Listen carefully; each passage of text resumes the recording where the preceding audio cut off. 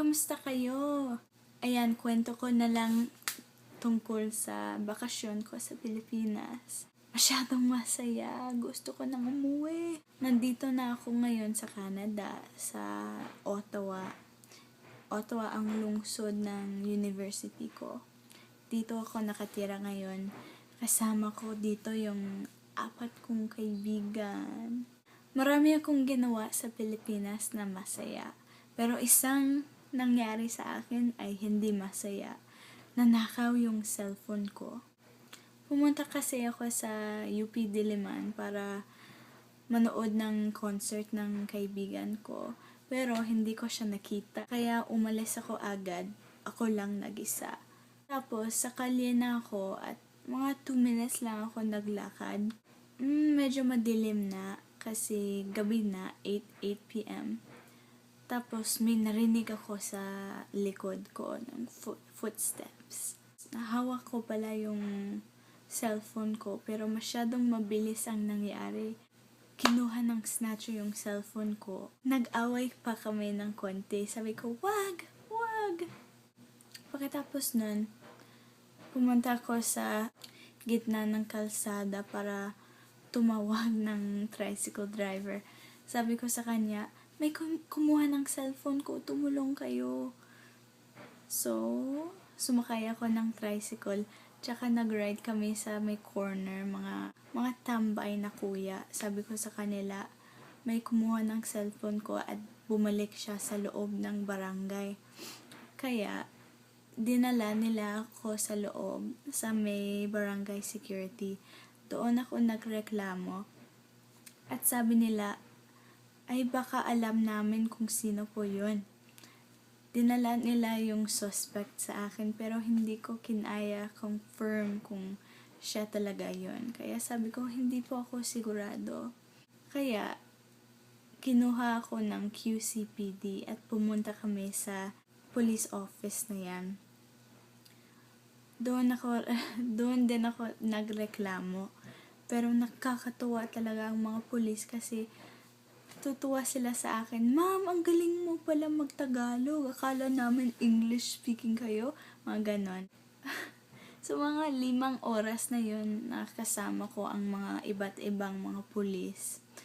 Pagkatapos ng 5 oras na yun, meron na akong police report, tsaka hinatid nila ako sa bahay ko sa Makati.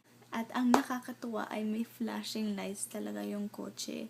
Kaya sa umpisa, malungkot talaga ako kasi nanakaw yung cellphone ko. Pero pagkatapos ng 5 oras ng nakakatuwang mga tao tumutulong sa akin, sobrang masaya ako kahit wala akong cellphone. Tsaka alam ko, mahirap ang buhay sa Pilipinas kaya hindi ako magalit sa mga snatchers. Kung kailangan nilang gawin yun, syempre gagawin nila. Kaya wala silang kasalanan. Pero nakakatakot lang ang nangyari sa akin. Pagkatapos nun, merong mas masayang nangyari sa akin. Parang nakita ko ang mga kaibigan ko, mga kaklase ko dati. Naghanap talaga ako ng mga nagbabago sa Pilipinas. Pero wala naman akong na-notice. Siyempre, matao pa rin ang Manila, tsaka magulo. Mainit. Pero meron din siyang mga mas bagong buildings, super mataas. Gusto nila talaga mag-expand palagi. Ganon pa rin silang mga Pinoy, mababait, hospitable, malambing. Pero alam ko na hindi mabait ang lahat ng mga tao sa Pilipinas. Pero mostly mabait kayo. Nakita ko din ang mga guro ko dati. At yung isang guro ko, meron din siyang sariling preschool na. So, nakita ko ang mga preschoolers niya, sobra silang cute. Tsaka super masaya silang kasama. Malambing pa sila, tsaka mabait. Mahal na mahal ko talaga ang mga Filipino kids. Okay, everyone, finish it. Ano ba yan?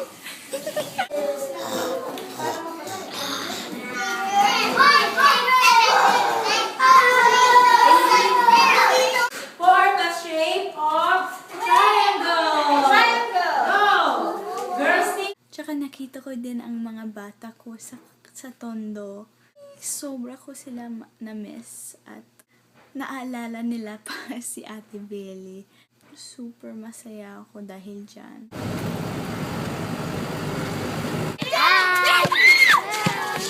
Ano, di abot! Di abot! Video lang yan! Isa pang masayang ginawa ko sa Pilipinas ay pumunta kami ng mga kaibigan ko sa Puerto Galera.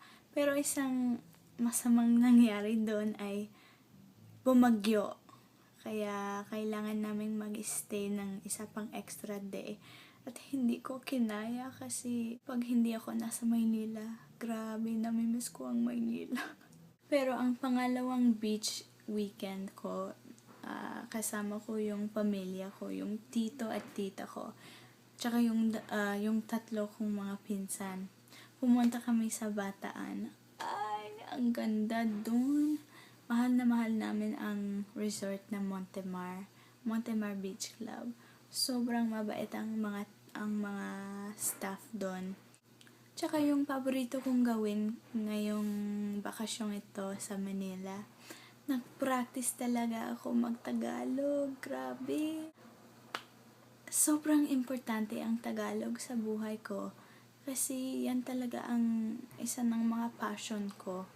Tsaka yung freedom na kaya kong mag-practice araw-araw kahit hindi ako lalabas ng bahay. Maganda talaga yon sa akin. Kaya nagpapasalamat talaga ako sa mga Pilipino, sa mga kakausap ko. Ang pinakamagandang balita sa bakasyong ito ay alam ko na kung kailan ako uuwi sa Pilipinas sa susunod. Next year na! Sa 2014 ako uuwi. Gusto ko sana sa Hunyo. Super excited ako. Kaya yon, hindi ko alam kung meron pang balita. Pero kung meron, sasabihin ko na sa inyo. Maraming salamat for watching. Sorry kung medyo boring ito. Meron kasing nagtanong sa akin mag-video ulit ng mga ginagawa ko sa bakasyon ko. Ganon. Mga kaibigan ko sa Pilipinas, kita-kits tayo ulit dyan next year na.